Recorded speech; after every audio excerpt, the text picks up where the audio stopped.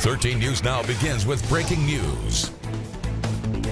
We have breaking news out of Boca Raton, Florida. Authorities are on the scene of a high school shooting. 13 News Now anchor David Allen is in the studio with the very latest on this developing story. You can see from the video right there a tense scene in Parkland, Florida. Any parent can relate to this right now. Police are escorting teachers and students out of Marjorie Stoneman Douglas High School. It's a large high school. Grades 9 through 12, 3,000 students.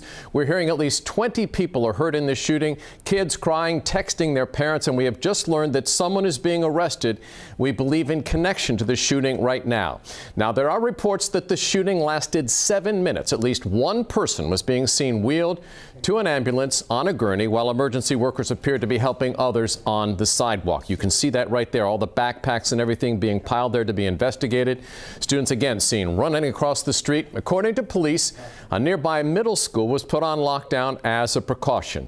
Again, an arrest has been made just in the last couple of seconds in this story. We'll follow that for you. And by the way, Parkland, Florida was recently named the safest city in Florida. We'll continue to follow this for you right here on 13 News Now. If you'd like to follow this in real time, head to our website, 13newsnow.com, for a live stream. And stay with us for the latest updates. All right, thanks, David. A roller coaster of a ride when it comes to this week's weather. Here are the temperatures yesterday, today, and what we're expecting for tomorrow. As you can see, we're on the fast track from 42 degrees to 73 degrees. Big difference. Overall, a gloomy day here in Hampton Roads. Evan, things are warming up? Yes, they are, courtesy of those winds coming in out of the south. And we have seen some clouds and a few isolated sprinkles as we have gone through the day today. Not a lot of rain out there. We didn't think there would be very much, but we have seen those temperatures finally start to warm up just a little bit. You can see some cloudy skies, but some blue out there as well. This is our camera at the Virginia Air and Space Center. Now 53 degrees. That's just coming in. That's the warmest we've been so far today. 55 in Williamsburg, 53 in Eatonton, and 50 degrees in Melfa up on the eastern shore. So we'll continue to look for a mix of clouds and some sunshine for the next couple of hours, and then partly to mostly cloudy skies later tonight. Notice those temperatures pretty much holding in the low 50s for the next couple of hours, and they might go up just a little bit as those winds start to increase out of the south and southwest, and that'll help warm things up as we get into the day tomorrow up to the 70s. Now, we do have a big drop in temperatures coming up for the weekend. I'll have details on that coming up in a few minutes.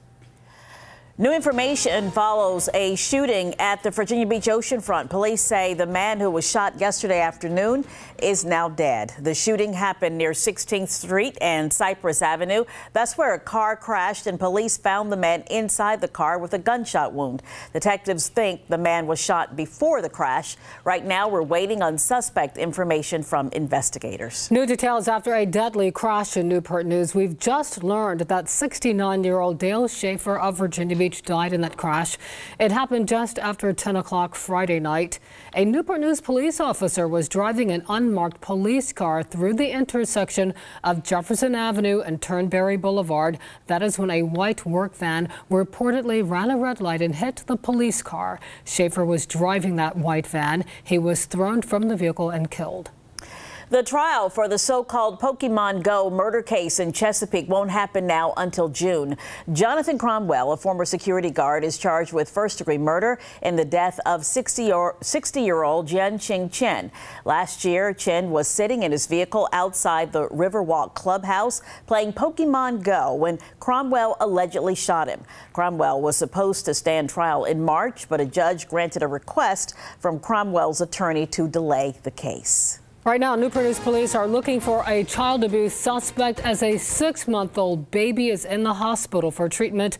Officers got a call about a baby having a medical emergency in a home on Robinson Drive yesterday. Now police are looking for a 24-year-old Denzel Arrington. He lives at the same home as the baby and has warrants for aggravated malicious wounding and felony child abuse and neglect. Anyone who sees him should call police.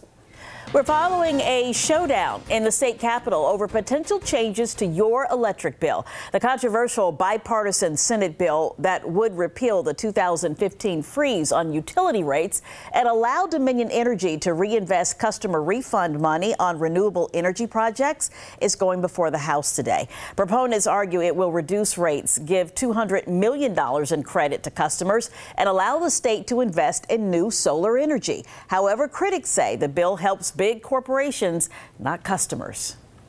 When we allow them to take refunds that are owed to consumers and use it on extra projects, we're doing two things. One, they avoid the refunds, and secondly, once they build the project, then they get a profit on that project. So it's literally double dipping.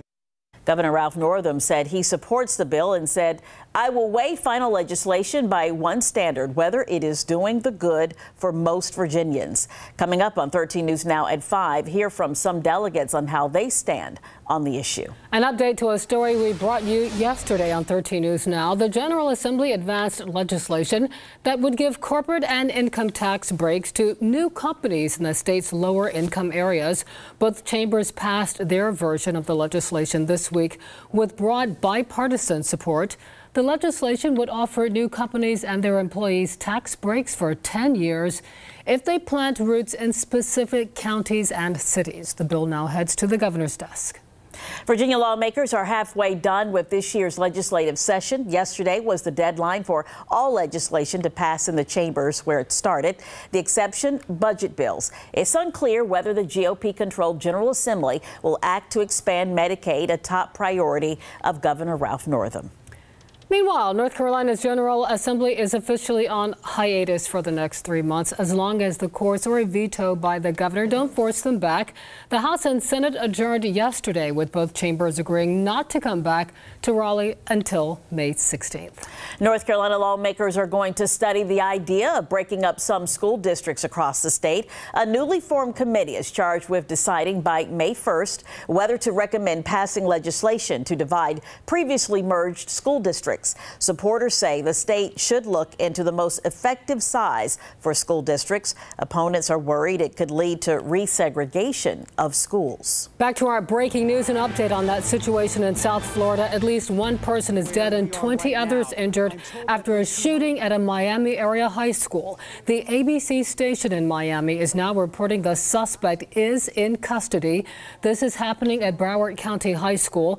13 News Now is monitoring the situation. We will update you throughout the evening.